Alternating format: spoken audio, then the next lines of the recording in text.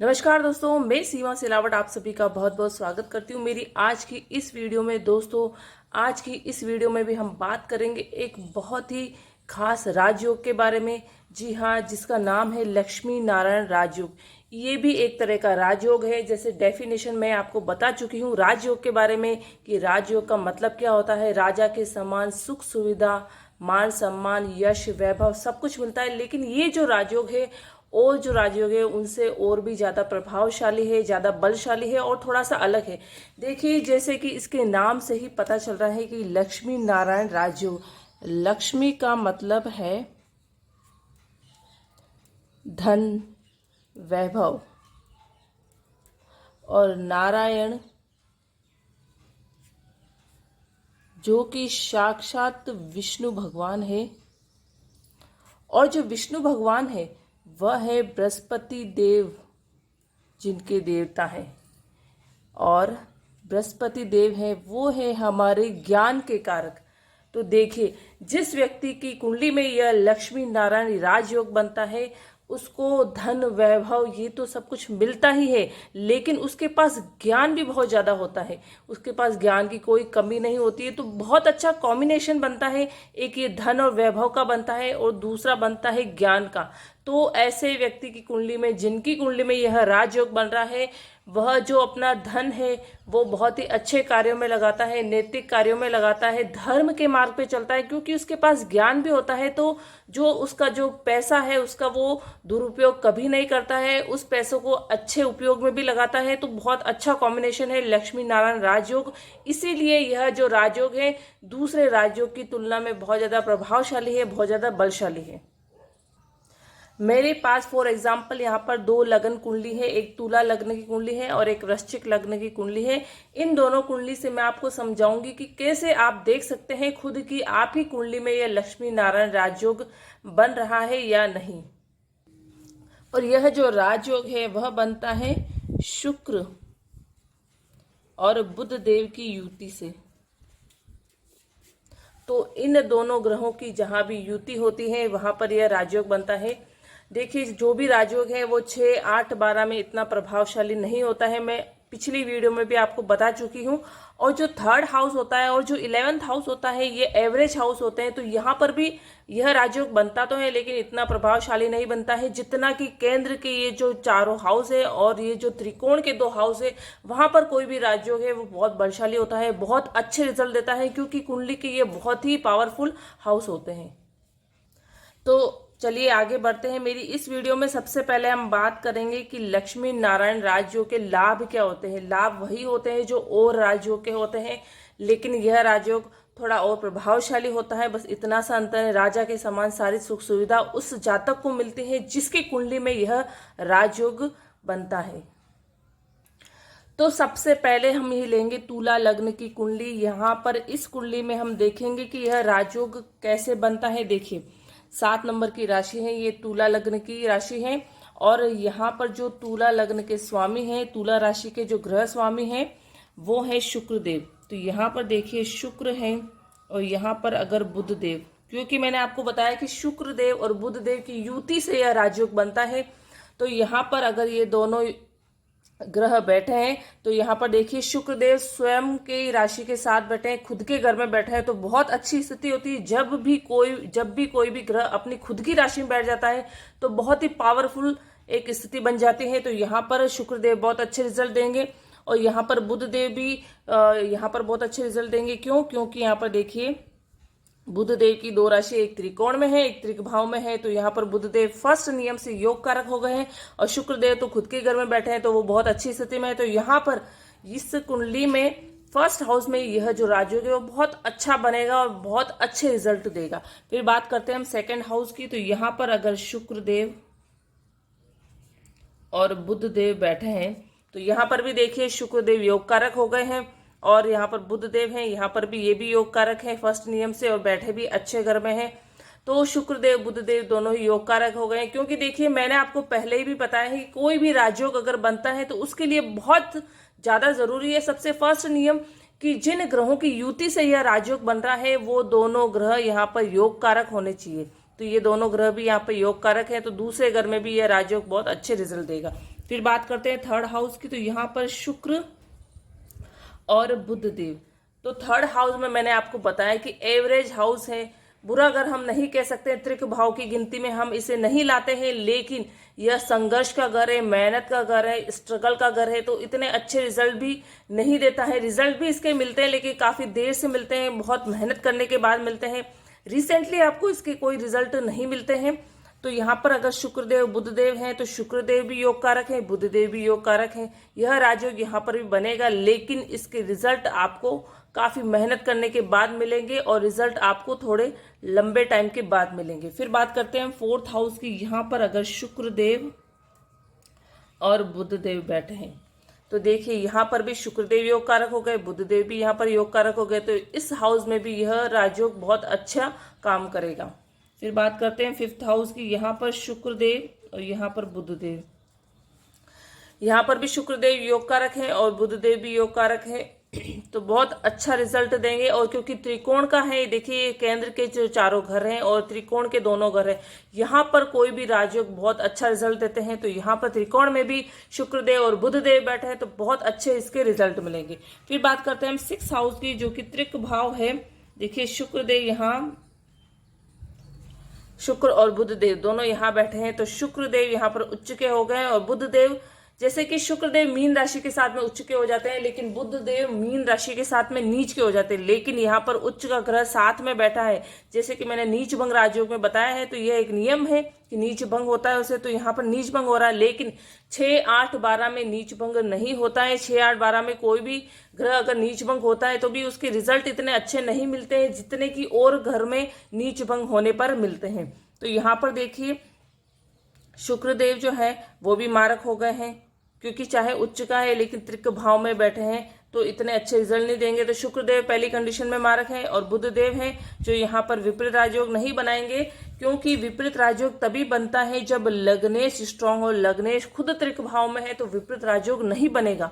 तो जब विपरीत राजयोग नहीं बनेगा तो सिक्स्थ हाउस में भी यह जो राजयोग है वो काम नहीं करेगा, क्योंकि दोनों ग्रह मारक हैं। फिर बात करते हैं हम सेवंथ हाउस की। यहाँ पर अगर शुक्रदेव हैं और बुधदेव भी हैं तो देखिए यहाँ पर अच्छा रिजल्ट देंगे। क्यों? क्योंकि शुक्रदेव योग कारक हैं, बुधदेव भी योग कारक हैं, दोनों को केंद्र का घर मिला है तो बहुत अच्छे रिजल्ट मिलेंगे। यहाँ पर भी ये राजयोग बहुत अच्छे से काम करेगा। फिर बात करते हैं हम एट्थ हाउस की। यहाँ पर शुक्रदेव और यहाँ पर बुधदेव अगर बैठे हैं तो यहाँ पर देखिए शुक्रदेव, वही बात है कि स्वयं के घर में बैठे हैं लेकिन त्रिक भाव में है, तो जो शुक्रदेव है वो मारक है, योग कारक हम इसको नहीं कह सकते हैं। और बुधदेव हैं वो विपरीत राजयोग नहीं बनाएंगे। क्यों? क्योंकि शुक्रदेव यहाँ इस कुंडली में लग्नेश है, तो जब लग्नेश ही वीक है तो विपरीत राजयोग नहीं बनेगा। तो यहाँ पर भी जो यह राजयोग है एट्थ हाउस में वो इतना अच्छा काम नहीं करेगा। फिर बात करते हैं हम नाइन्थ हाउस की, त्रिकोण की। तो यहाँ पर अगर शुक्रदेव हैं और बुधदेव हैं तो देखिए शुक्रदेव यहाँ पर योग कारक हैं और बुधदेव खुद के घर में बैठे हैं, मिथुन राशि में स्वयं राशि के साथ बैठे हैं, तो बहुत अच्छे रिजल्ट देते हैं। तो यहाँ पर भी ये जो नाइन्थ हाउस में ये राजयोग है वो बहुत अच्छा काम करेगा। फिर बात करते हैं टेंथ हाउस की। यहाँ पर शुक्रदेव बुधदेव है, यहाँ पे दोनों योग कारक हैं, इस घर में भी बहुत अच्छे रिजल्ट मिलेंगे। फिर बात करते हैं यहाँ पर हम 11th हाउस की। तो यहाँ पर अगर शुक्रदेव और बुधदेव हैं तो यहाँ पर देखिए शुक्रदेव भी योग कारक हैं, बुधदेव भी योग कारक है, तो 11th हाउस में भी अच्छा रिजल्ट देंगे। फिर बात करते हैं हम 12th हाउस की। तो यहाँ पर देखिए शुक्रदेव और बुधदेव, बुधदेव यहाँ पर उच्च के हो गए हैं लेकिन यहाँ पर विपरीत राजयोग नहीं बनेगा बुधदेव का। क्यों? क्योंकि जो शुक्रदेव है यहाँ पर कन्या राशि के साथ में नीच के हो जाते हैं, तो शुक्रदेव यहाँ पर जो लग्नेश भी है, तो लग्नेश ही अगर नीच का हो गया तो विपरीत राजयोग कैसे बनेगा? विपरीत राजयोग नहीं बन पाएगा। और इसलिए जो ये दोनों ग्रह हैं वो मारक होंगे और मारक होने की स्थिति में यहाँ पर यह राजयोग काम नहीं करेगा। नेक्स्ट हम बात करते हैं वृश्चिक लग्न की कुंडली पर। यहाँ पर फर्स्ट हाउस में शुक्रदेव और बुधदेव हैं। तो देखिए सबसे पहले आपको देखना है कि फर्स्ट नियम से शुक्रदेव और बुधदेव योग कारक है या नहीं है। तो यहाँ पर देखिए शुक्रदेव हैं वो 7 नंबर थे, एक तो उनको 12th हाउस मिला है और एक उनको मिला है 7th हाउस। लेकिन यहाँ पर अष्टम द्वादश थ्योरी के अकॉर्डिंग शुक्रदेव लग्नेश के, ये मंगल देव की लगन कुंडली है, यहाँ पर मंगल देव इसके लगन स्वामी है, तो यहाँ पर लग्नेश के शत्रु हैं शुक्रदेव, तो शुक्रदेव जो है वो मारक होंगे, शुक्रदेव मारक हैं। और फिर यहाँ पर देखिए जो बुध देव है उनकी क्या स्थिति है। बुध देव को 8th हाउस मिला है, त्रिक भाव मिला है और एक एवरेज हाउस मिला है 11th हाउस। तो फर्स्ट नियम से शुक्रदेव मारक हो गए, और अगर वो फिर मारक ग्रह कहीं भी बैठेगा तो वहां पर वो इतने अच्छे रिजल्ट नहीं देगा। तो यहाँ पर बुध देव भी मारक हो गए। तो दोनों ही ग्रह जब मारक हो गए हैं तो पहले ही नियम से यहाँ पर ये राजयोग काम नहीं करेगा, कोई राजयोग नहीं बन पाएगा। तो यहाँ पर देखिए फर्स्ट हाउस में शुक्रदेव और बुधदेव बैठे हैं, तो शुक्रदेव भी मारक हैं, बुधदेव भी मारक हैं, तो यहाँ पर ये राजयोग नहीं बनेगा। फिर बात करते हैं हम सेकेंड हाउस की। यहाँ पर शुक्रदेव और बुधदेव हैं, तो यहाँ पर भी ये राजयोग नहीं बनेगा क्योंकि यहाँ पर भी दोनों मारक हैं। थर्ड हाउस में भी दोनों मारक हैं, तो यहाँ पर भी ये राजयोग नहीं बनेगा। और फोर्थ हाउस में भी यह राजयोग नहीं बनेगा क्योंकि मारक हैं। और यहाँ पर देखिए 5th हाउस में शुक्रदेव और बुधदेव, तो यहाँ पर देखिए यहाँ पर 5th हाउस में यह राजयोग बनेगा। देखिए कैसे बनेगा, आप खुद सोचिए, क्योंकि जो शुक्रदेव है वो उच्च के हो गए हैं। तो यहाँ पर शुक्रदेव तो उच्च के हो गए हैं, तो मारक तो होंगे लेकिन उच्च के हो गए हैं। और बुधदेव यहाँ पर नीच के हैं, लेकिन शुक्रदेव उच्च के बैठे हैं, तो बुधदेव का यहाँ पर नीच भंग हो रहा है। लेकिन शुक्रदेव यहाँ पर मारक हैं, चाहे उच्च के हैं, लेकिन लग्नेश के शत्रु हैं। तो एक ग्रह तो जो है वो मारक हो गया है और एक ग्रह का नीच भंग हो गया है, तो वो योग कारक हो जाएगा। लेकिन दोनों ग्रह का योग कारक होना जरूरी है, तो यहाँ पर भी यह राजयोग काम नहीं करेगा। फिर बात करते हैं हम 6th हाउस की। यहाँ पर शुक्रदेव है और यहाँ पर बुधदेव है। तो देखिए यहाँ पर और शुक्रदेव और बुधदेव, यहाँ पर अगर यहाँ पर जो लगन है हमारा लग्नेश है वो है मंगलदेव। अगर मंगलदेव की स्थिति अच्छी है तो यहाँ पर देखिए शुक्रदेव का विपरीत राजयोग बनेगा। नियम यह है कि लग्नेश की स्थिति अच्छी होनी चाहिए। मान लीजिए कि मंगलदेव यहाँ बैठे हैं, तो यहाँ पर मंगलदेव जो है वो योग कारक है, तो जो लग्नेश है वो योग कारक है, लग्नेश की स्थिति स्ट्रांग है। तो यहाँ पर शुक्रदेव की एक राशि 6, 8, 12 में है और 6, 8, 12 में ही शुक्रदेव की एक राशि भी है और ग्रह भी दोनों वहीं एक ग्रह भी वहीं बैठा है शुक्रदेव का। तो यहाँ पर विपरीत राजयोग बनेगा। और बुधदेव के साथ में भी यही स्थिति है। बुधदेव की जो एक राशि है वो यही है और बुधदेव खुद बैठे भी 6, 8, 12 में और 6, 8, 12 में ही उनकी राशि है। तो यहाँ पर विपरीत राजयोग बुधदेव का भी बनेगा। तो विपरीत राजयोग बन रहा है, लेकिन विपरीत राजयोग में जब भी कोई राजयोग बनता है, तो जैसे ये लक्ष्मी नारायण राजयोग बन रहा है, तो इतने अच्छे रिजल्ट नहीं देगा क्योंकि 6, 8, 12 में ये बन रहा है। तो विपरीत राजयोग का मतलब ये होता है कि विपरीत परिस्थिति में बनने वाला राजयोग, तो इतने अच्छे रिजल्ट आपको नहीं मिलेंगे कि भाई ये राजयोग बन रहा है आपको फटाफट से अच्छे रिजल्ट मिलेंगे। नहीं, संघर्ष करना पड़ेगा। काफी लंबे संघर्ष के बाद में आपको यह राजयोग का इसका लाभ मिलेगा। तो यहाँ पर शुक्रदेव और बुधदेव विपरीत राजयोग में आ गए हैं, तो इसीलिए यहाँ पर यह राजयोग बनेगा। फिर बात करते हैं हम 7th हाउस की। यहाँ पर शुक्रदेव और यहाँ पर है बुधदेव। शुक्रदेव स्वराशि के साथ है लेकिन लग्नेश के शत्रु हैं, तो यहाँ पर भी ये राजयोग नहीं बनेगा। और बुधदेव भी मारक है तो भी नहीं बनेगा। फिर बात करते हैं हम 8th हाउस की। यहाँ पर शुक्रदेव बुधदेव बैठ गए हैं, तो देखिए शुक्रदेव का यहाँ पर भी राजयोग बन रहा है, बुधदेव का यहाँ भी विपरीत राजयोग बन रहा है। तो विपरीत राजयोग में दोनों शुक्रदेव और बुधदेव आ गए हैं, इसलिए इस 8th हाउस में भी यह लक्ष्मी नारायण राजयोग काम करेगा। फिर बात करते हैं हम 9th हाउस की। यहाँ पर शुक्रदेव और यहाँ पर बुधदेव, तो यहाँ पर देखिए शुक्रदेव की वही स्थिति है, लग्नेश के शत्रु हैं, तो यहाँ पर भी जो शुक्रदेव है वो मारक हो गए हैं और जो बुधदेव हैं वो भी मारक हो गए हैं। तो इस घर में भी यह राजयोग काम नहीं करेगा, इसके अच्छे रिजल्ट आपको नहीं मिलेंगे। नेक्स्ट हम बात करेंगे 10th हाउस की। यहाँ पर शुक्रदेव और बुधदेव, तो यहाँ पर भी वही स्थिति है, दोनों ही ग्रह मारक हैं, तो यहाँ पर भी ये राजयोग नहीं बनेगा। यहाँ पर शुक्रदेव और यहाँ पर बुधदेव, शुक्रदेव यहाँ पर नीच के हो रहे हैं और यहाँ पर नीच भंग हो रहा है क्योंकि बुधदेव उच्च के बैठे हैं। उच्च का ग्रह साथ में बैठ जाए तो नीच भंग हो जाता है। तो यहाँ पर शुक्रदेव का नीच भंग हो गया है, लेकिन बुधदेव यहाँ पर उच्च के हैं, लेकिन मारक उच्च का हुआ है तो वो मारक ही कहलाएगा, वह योग कारक की स्थिति में नहीं आएगा। लेकिन एक ग्रह मारक है और एक ग्रह योग कारक है, तो भी यह जो 11th हाउस में है यह लक्ष्मी नारायण राजयोग नहीं बनेगा। फिर बात करते हैं हम 12th हाउस की। यहाँ पर शुक्रदेव और बुधदेव हैं, तो यहाँ पर भी वही स्थिति है कि 6, 8, 12 में जब कोई ग्रह उसकी राशि के साथ, उसी राशि के साथ में 6 8 12 में उसकी राशि है और 6 8 12 में वही ग्रह है, तो विपरीत राजयोग बनता है। और यहाँ पर भी यही है स्थिति। शुक्रदेव तो खुद की राशि के साथ में है, बुधदेव की राशि यहाँ है, बुधदेव भी 6 8 12 में है, तो विपरीत राजयोग बन रहा है शुक्रदेव का भी और बुधदेव का। तो शुक्रदेव और बुधदेव का विपरीत राजयोग बनने के कारण इस कुंडली में 12th हाउस में लक्ष्मी नारायण राजयोग बनेगा। तो यह तो हमने देखा है कि दो फॉर एग्जाम्पल के लिए कुंडली ली है कि कैसे लक्ष्मी नारायण राजयोग बन रहा है या नहीं बन रहा है, हम अपनी कुंडली में देखें।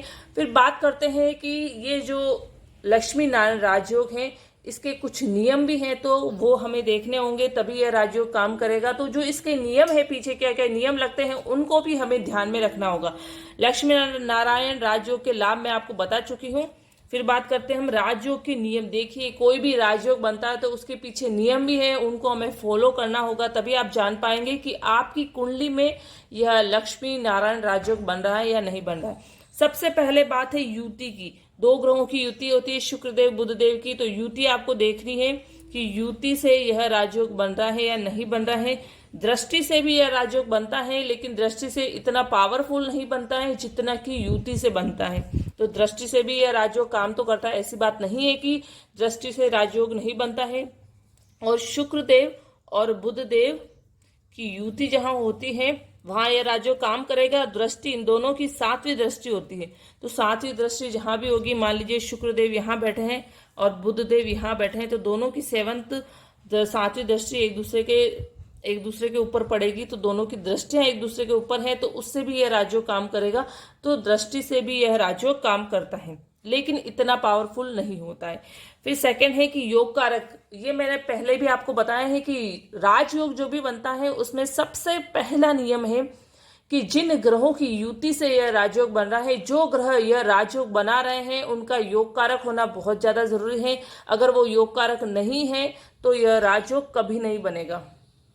फिर बात करते हैं हम पाप कत्री।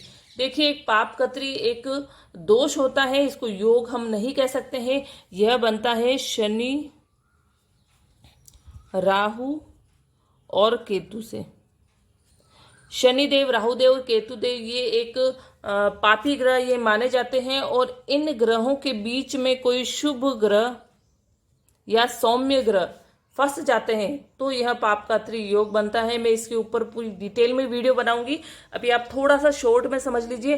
तो यह एक दोष है, ये पाप कत्री दोष, तो यह दोष बनता है। लेकिन सबसे ज्यादा बेनिफिट की बात यह है कि किसी भी कुंडली में अगर ये पाप कत्री दोष बन रहा है तो वहां पर ये लक्ष्मी नारायण राजयोग भी बन रहा है, तो उसका जो इस दोष का प्रभाव इस राजयोग पर नहीं पड़ेगा। क्यों नहीं पड़ेगा? क्योंकि यह बनता है शनिदेव, राहुदेव और केतुदेव से, और शनिदेव, राहुदेव और केतुदेव जो कि हैं वो शुक्रदेव और बुधदेव के अति मित्र है। क्योंकि ये पांचों हैं, ये एक ही टीम के हैं। शुक्रदेव, शनिदेव, राहुदेव और केतुदेव दानव की टीम में है, और बुधदेव तो बीच के हैं। तो बुधदेव की इन चारों से अति मित्रता है, और ये चारों तो एक ही टीम के हैं, तो इनकी भी अति मित्रता है। तो ये सारे जो ग्रह आपस में मित्र हैं, तो जब ये मित्र हैं तो इनका जो पाप कत्री दोष का जो दुष्प्रभाव है वो लक्ष्मी नारायण राजयोग पर नहीं पड़ेगा। तो ये भी एक प्लस पॉइंट है इस राजयोग के लिए। फिर बात करते हैं हम उच्च अवस्था। देखिए, उच्च अवस्था अगर शुक्रदेव और बुधदेव की किसी की है, शुक्रदेव वो है वो कन्या राशि के साथ में उच्च के हो जाते हैं, नीच 12th मीन राशि के साथ में उच्च के हो जाते हैं, और जो बुधदेव हैं वो कन्या राशि के साथ में उच्च के हो जाते हैं। तो यहाँ पर शुक्रदेव बुधदेव का यहाँ पर आपका लक्ष्मी नारायण राजयोग बन रहा है कुंडली में, और शुक्रदेव अगर मीन राशि के साथ में उच्च की अवस्था में तो बहुत ही अच्छे रिजल्ट देगा। क्योंकि राजयोग तो बन रहा है, लेकिन उस ग्रह की, जिस ग्रह से वो राजयोग बन रहा है, उसकी जो डिग्री है वो 3 गुना बढ़ गई है। क्योंकि जब उच्च का कोई ग्रह हो जाता है तो 3 गुना उसकी पावर बढ़ जाती है, तो 3 गुना पावर जब उसकी बढ़ जाएगी तो जो राजयोग का वो फल मिलेगा वो भी 3 गुना फोर्स से मिलेगा। तो बहुत अच्छे रिजल्ट मिलते हैं, और अगर बुधदेव भी उच्च के हो गए हैं तो भी बहुत अच्छे रिजल्ट मिलेंगे। तो जिन ग्रहों से राजयोग बन रहा है वो अगर उच्च अवस्था में हो तो बहुत अच्छे रिजल्ट इस राजयोग में मिलते हैं। फिर बात करते हैं हम अस्त अवस्था। देखिए, अगर राजयोग बन रहा है आपकी कुंडली में, तो आपको ये देखना बहुत ज्यादा जरूरी है कि शुक्रदेव, सूर्यदेव से वह जो शुक्रदेव और बुधदेव हैं वो अस्त है या नहीं है। अगर अस्त है तो यह राजयोग नहीं बनेगा, क्योंकि जब भी कोई ग्रह सूर्य देव से अस्त हो जाता है तो अस्त होने का क्या मतलब है कि उसकी जो पावर है वो सारी छीन जाती है, सूर्य देव उसकी सारी पावर ले लेता है, उसको मृत अवस्था में कर देता है। तो जब भी कोई ग्रह मृत अवस्था में हो जाता है तो उसके इतने अच्छे रिजल्ट नहीं मिलते हैं। तो सबसे ज्यादा जरूरी है आपको यह देखना कि जो शुक्रदेव और बुधदेव हैं वह सूर्य देव से अस्त तो नहीं हो रहे हैं। और यहाँ पर देखिए, मैं आपको बता दूं फॉर नॉलेज में, ये जो अस्त अवस्था है मैं आपको समझा चुकी हूँ पिछली वीडियो में। शुक्रदेव हैं वो 9 डिग्री पे अस्त हो जाते हैं और बुध देव जो हैं वो 13 डिग्री पे अस्त हो जाते हैं। तो ये आपको देखना है डिग्री डिफरेंस निकाल के कि सूर्य देव से ये दोनों ग्रह अस्त हो रहे हैं या नहीं हो रहे हैं। फिर बात करते हैं हम स्वग्रही। देखिए, मैंने आपको बताया है कि शुक्रदेव और बुधदेव अगर उच्च अवस्था में है, उच्च के हैं कुंडली में, तो बहुत अच्छे रिजल्ट मिलेंगे इस राजयोग के। लेकिन अगर खुद की राशि के साथ में बैठे हैं तो भी बहुत अच्छे रिजल्ट मिलते हैं। जैसे मैंने आपको बताया कि शुक्रदेव देखिए यहाँ पर खुद की राशि के साथ में बैठे हैं, तो खुद के घर में अगर कोई भी ग्रह बैठ जाए तो वह उसके और भी अच्छे परिणाम देता है, क्योंकि खुद का घर कोई भी ग्रह खराब नहीं करता है, वहां तो वो बहुत ही अच्छे रिजल्ट देगा चाहे कैसी भी परिस्थिति हो। तो यहाँ पर अगर स्वग्रही हो जाए कोई भी ग्रह तो बहुत अच्छे रिजल्ट मिलते हैं किसी भी राज्यों के, और इस राज्यों के भी बहुत अच्छे रिजल्ट मिलते हैं। फिर बात करते हैं मित्र राशि। देखिए, ये देखना भी बहुत ज्यादा जरूरी है कि शुक्रदेव और बुधदेव का यह जो राजयोग बन रहा है, तो शुक्रदेव कहाँ बैठे हैं और बुधदेव कहाँ बैठे हैं, वो अपनी मित्र राशि में बैठे हैं या वो अपनी शत्रु राशि में बैठे हैं। देखिए, शुक्रदेव बुधदेव अगर शनिदेव के साथ में बैठे हैं, राहु देव के साथ बैठे हैं, केतु देव के साथ बैठे हैं या बुध देव के साथ में बैठे हैं तो बहुत अच्छी स्थिति है, क्योंकि वो मित्र राशि के साथ में बैठे हैं। और अगर शत्रु राशि के साथ में बैठे हैं शुक्रदेव, अगर मंगल देव की राशि के साथ बैठे हैं, यहाँ पर देखिए शुक्रदेव मंगल देव की राशि के साथ बैठे तो अच्छे रिजल्ट नहीं मिलेंगे। बुध देव भी मंगल राशि के साथ बैठे तो ये भी अति शत्रु, तो यहाँ भी अच्छे रिजल्ट नहीं मिलेंगे। तो आपको मित्र राशि और शत्रु राशि देखना बहुत ज्यादा जरूरी है, क्योंकि इसका भी प्रभाव पड़ता है कि इस पूरे राज्यों का क्या परिणाम होगा। तो यह चीज देखना भी बहुत ज्यादा जरूरी है। फिर बात करते हैं हम कि कब काम करेगा यह राजयोग। देखिए, आपकी कुंडली में अगर लक्ष्मी नारायण राजयोग बन रहा है तो ये जो राजयोग है वो आपको इसके फल कब देगा, इसके परिणाम कब देगा, तो जब शुक्रदेव की दशा चलेगी और बुध देव की अंतर्दशा होगी, या शुक्रदेव की अंतर्दशा होगी और बुध देव की दशा होगी, तब यह राजयोग काम करेगा। और जब दशा अंतरदशा में बहुत अच्छे रिजल्ट मिलते हैं, क्योंकि दशा है वो बहुत लंबा चलता है, दशा जो लॉन्ग पीरियड के लिए होता है, और जो अंतरदशा है वो भी शॉर्ट पीरियड के लिए होती है, लेकिन कम से कम साल भर, 2 साल 3 साल के लिए होती है। और जो प्रत्युत्तर दशा, छोटी छोटी अंतरदशाएं चलती है और भी प्रत्युत्तर है दशा, प्रत्युत्तर दशा बहुत छोटे टाइम के लिए चलती, लेकिन उसमें भी अगर शुक्रदेव और बुधदेव एक्टिव होते हैं, शुक्रदेव और बुधदेव आते हैं, तो वहां पर भी यह जो राजयोग है वो काम करेगा, उसके छोटे छोटे रिजल्ट मिलते जाएंगे। लेकिन दशा और अंतरदशा में यह जो राजयोग है वो बहुत ही पावरफुल तरीके से काम करता है। फिर बात करते हैं हम कि कैसे प्रबल करे यह राजयोग। अगर आपकी कुंडली में यह राजयोग बन रहा है और फिर भी किसी न किसी तरीके से यह राजयोग जो है शुक्रदेव बुधदेव से बन रहा है वो थोड़ा पीड़ित है या वीक है, कमजोर है, तो आपको इसके इतने अच्छे रिजल्ट नहीं मिल पा रहे। तो इसके लिए आपको क्या करना होगा, मान लीजिए कि मारक हैं या फिर मित्र राशि के साथ नहीं बैठे हैं या फिर उच्च अवस्था में नहीं है या फिर नीच के भी हो गए। हाँ, देखिए, आपको ये जो शुक्रदेव और बुधदेव वो नीच के भी नहीं होने चाहिए। नीच के मैंने आपको बताया कि बुधदेव जैसे उच्च के होते हैं कन्या राशि के साथ में, वैसे ही बुधदेव मीन राशि के साथ में नीच के हो जाते हैं, और शुक्रदेव जैसे उच्च के होते हैं मीन राशि के साथ, वैसे शुक्रदेव कन्या राशि के साथ में नीच के हो जाते हैं। तो इन दोनों में से कोई भी ग्रह नीच भी नहीं होना चाहिए। नीच होने से वह जो ग्रह है वो मारक हो जाएगा, और अगर मारक हो गया तो यह जो राजयोग है वह नहीं बन पाएगा। तो देखिए, अगर नीच है, सूर्यदेव से अस्त है, किसी भी तरीके से पीड़ित है यह राजयोग, तो आपको इसके लिए क्या करना होगा, आप इसके लिए कर सकते हैं कि बीज मंत्र करें। जो भी ग्रह है, शुक्रदेव या बुधदेव, दोनों में से कोई भी पीड़ित है, तो किसी भी तरीके से पीड़ित है, मैंने ये सारे नियम बता दिए हैं तो आप उनके बीज मंत्र कर सकते हैं। बीज मंत्र अगर आप मारक ग्रह के भी करते हैं तो आपको उसके बहुत अच्छे रिजल्ट मिलेंगे। बीज मंत्र अगर आप मारक ग्रह के करेंगे तो उनकी जो नेगेटिविटी है वो कम हो जाएगी, और वही मारक ग्रह जो आपको नेगेटिव रिजल्ट दे रहा है वह आपको पॉजिटिव रिजल्ट देने लग जाएगा। तो आप बीज मंत्र कर सकते हैं, या फिर आप रुद्राक्ष धारण कर सकते हैं। शुक्रदेव बुधदेव दोनों में से जो भी ग्रह पीड़ित हैं आप उनके रुद्राक्ष धारण करें। मारक ग्रहों के जैसे बीज मंत्र करने से लाभ मिलते हैं, वैसे ही मारक ग्रहों के अगर आप रुद्राक्ष धारण करते हैं तो भी आपको बहुत अच्छे रिजल्ट मिलेंगे। वह जो रुद्राक्ष है वह मारक ग्रह को बैलेंस करेगा, उसकी जो नेगेटिविटी है उसको कम करेगा, आपको पॉजिटिव रिजल्ट देगा। तो आप रुद्राक्ष धारण कर सकते हैं। और अगर सूर्य देव से वो अस्त है और पहले नियम से वह ग्रह योग कारक है और सूर्य देव से डिग्री डिफरेंस कम है और अस्त हो रहा है, तो आप उनके रत्न भी धारण कर सकते हैं।